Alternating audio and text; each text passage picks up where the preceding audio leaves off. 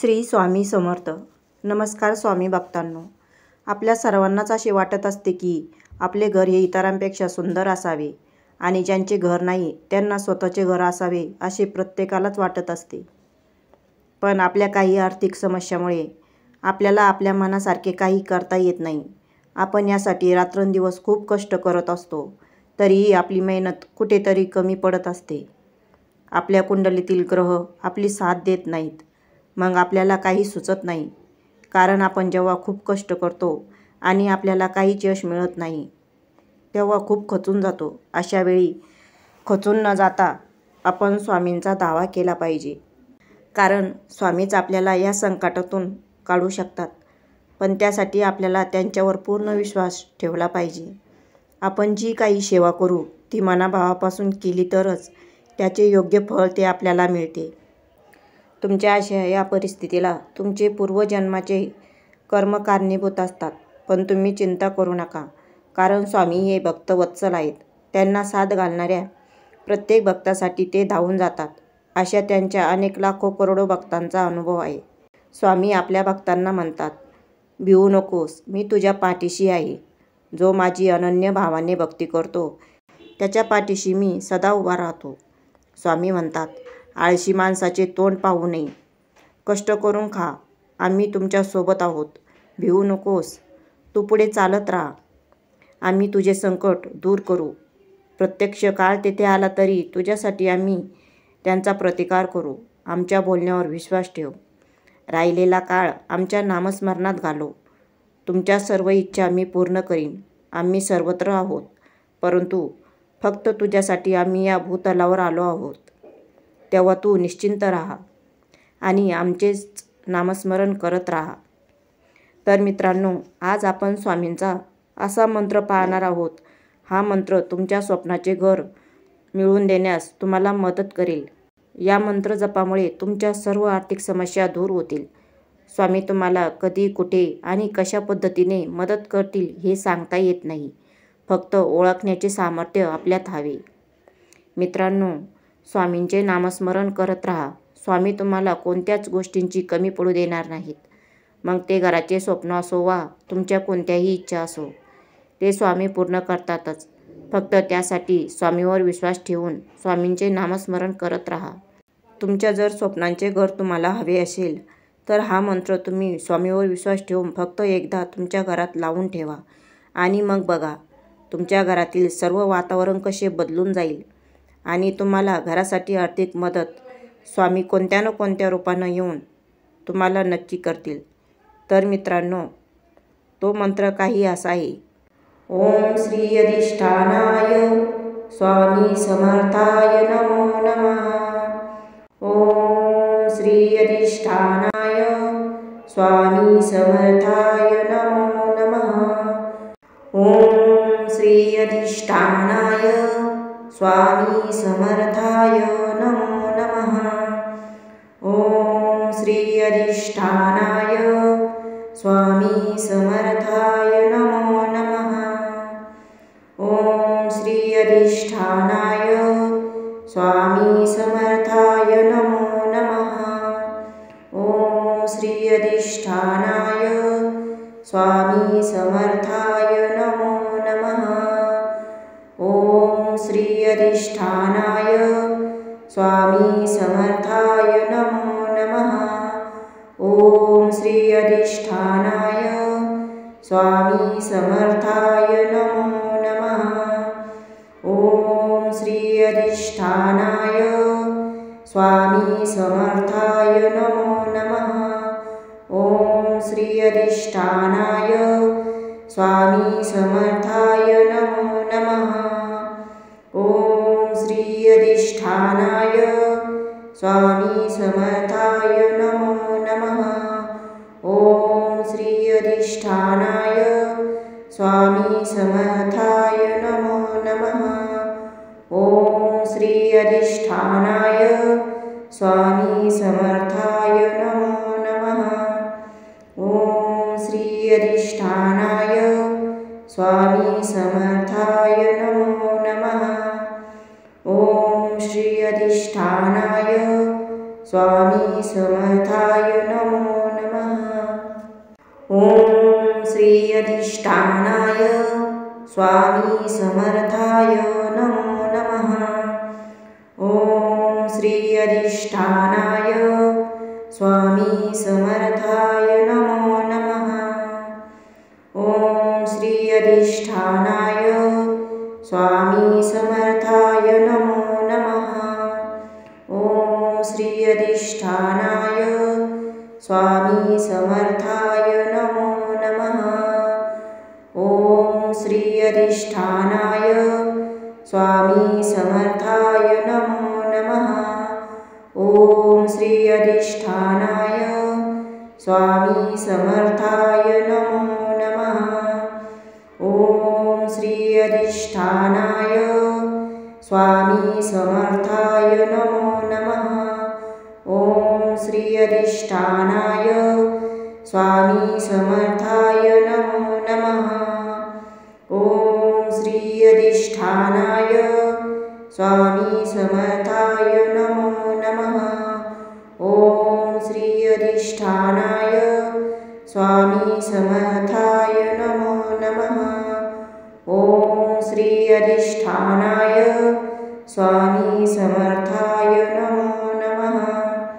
ओम श्री अधिष्ठानाय स्वामी समर्थाय नमो नमः।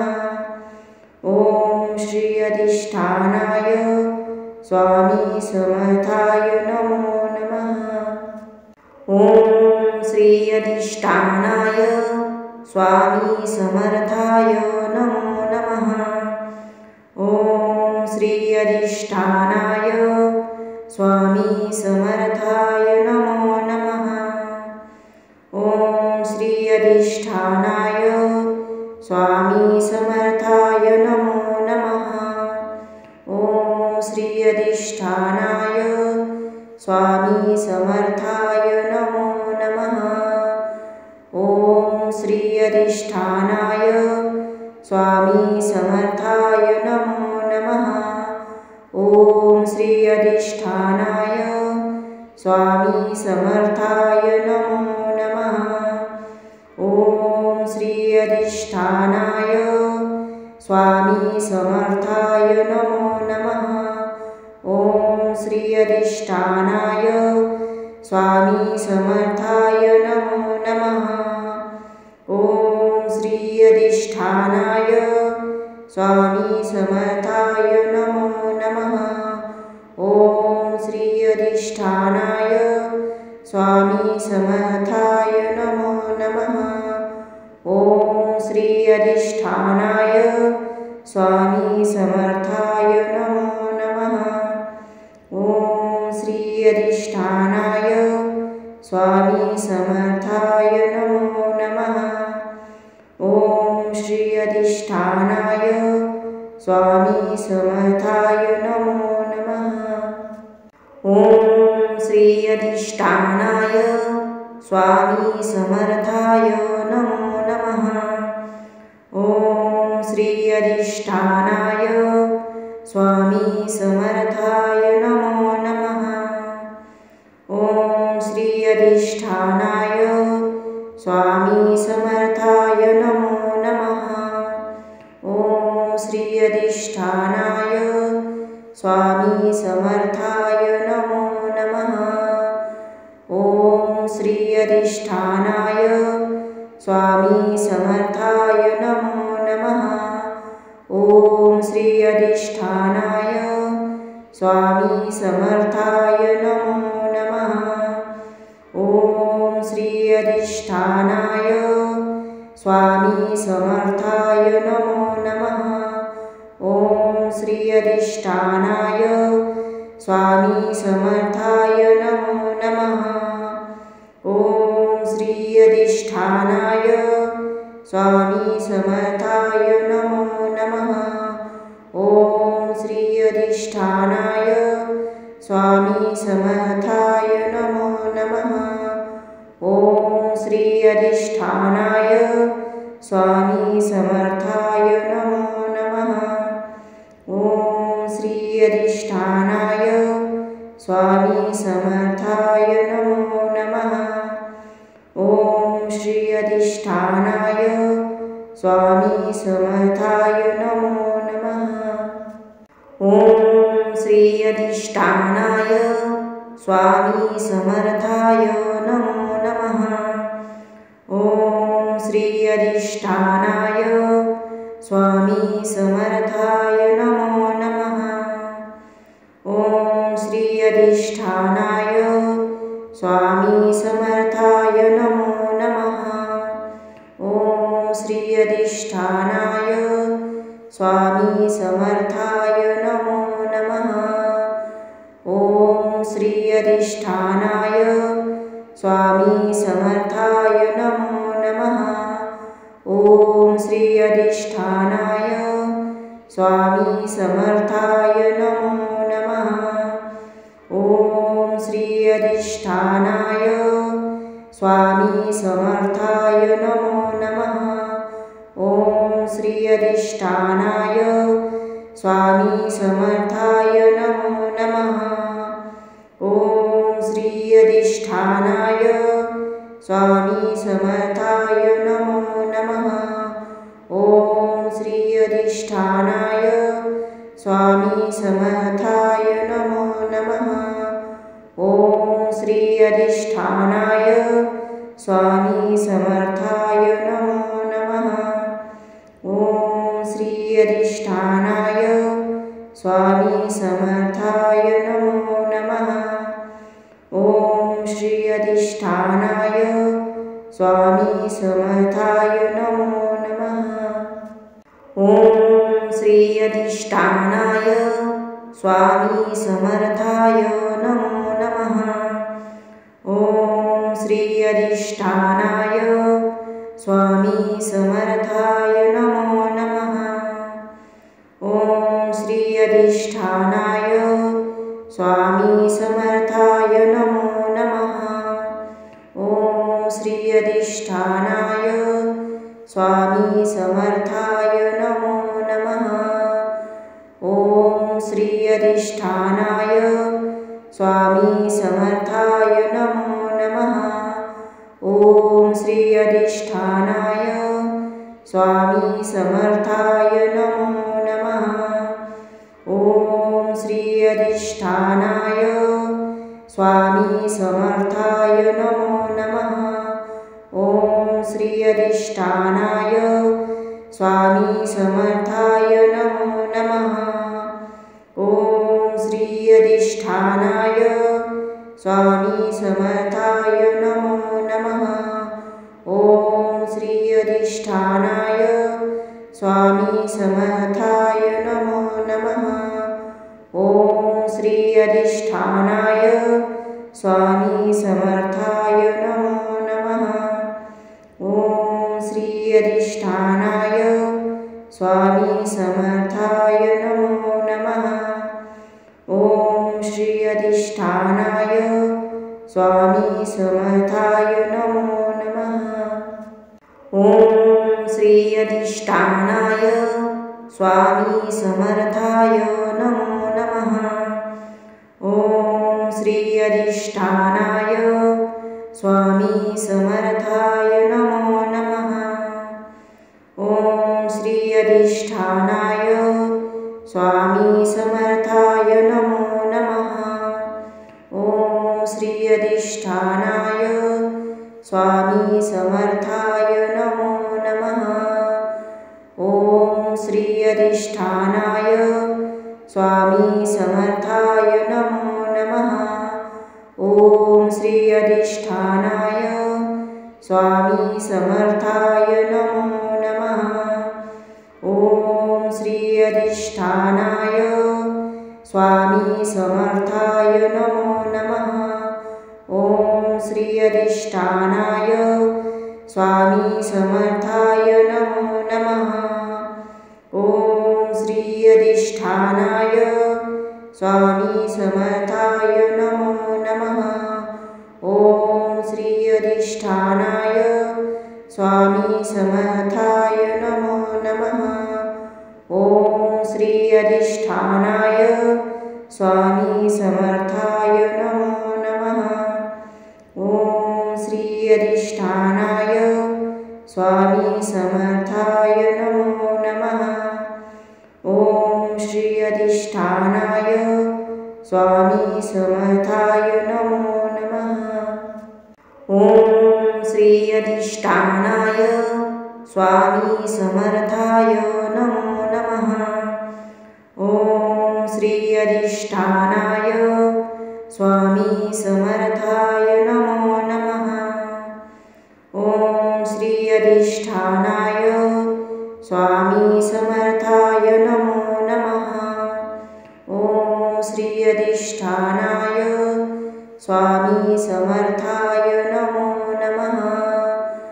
ओम श्री अधिष्ठानाय स्वामी समर्थाय नमो नमः। ओम श्री अधिष्ठानाय स्वामी समर्थाय नमो नमः।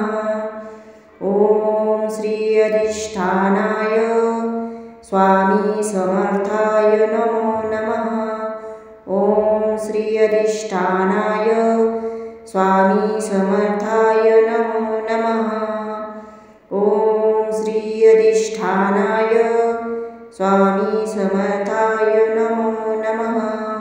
ओम श्री अधिष्ठानाय स्वामी समर्थाय नमो नमः। ओम श्री अधिष्ठानाय स्वामी समर्थाय नमो नमः।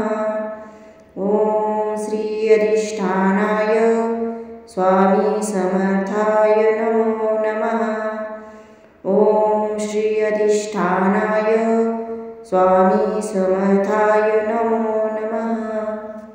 ओम श्री अधिष्ठानाय स्वामी समर्थाय नमो नमः। ओम श्री अधिष्ठानाय स्वामी समर्थाय नमो नमः। ओम श्री अधिष्ठानाय स्वामी समर्थाय नमो नमः। ओम श्री अधिष्ठानाय स्वामी समर्थाय नमो नमः।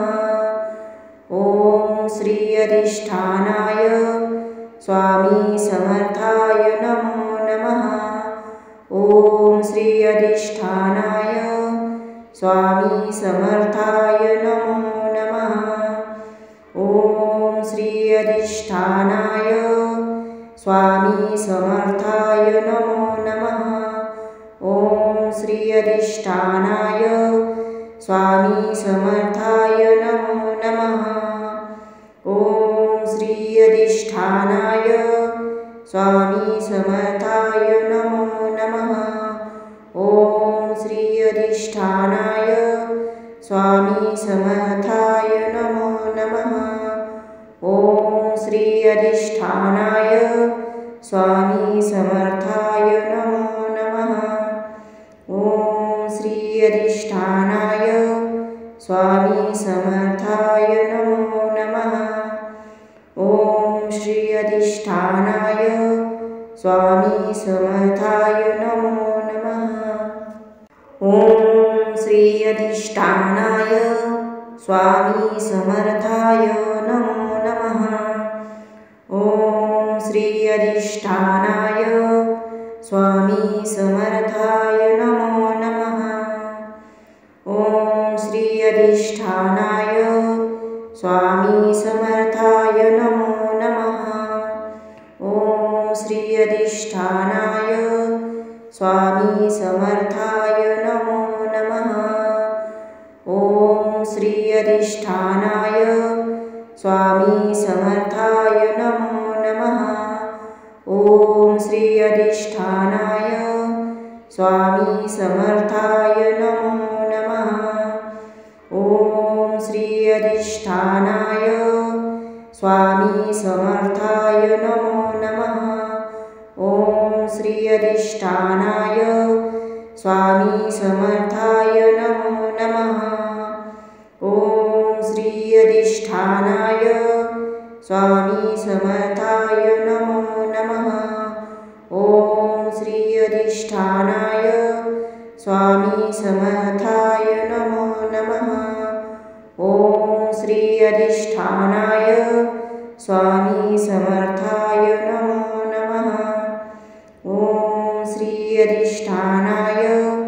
स्वामी समर्थाय नमो नमः। ओम श्री अधिष्ठानाय स्वामी समर्थाय नमो नमः। ओम श्री अधिष्ठानाय स्वामी समर्थाय नमो नमः।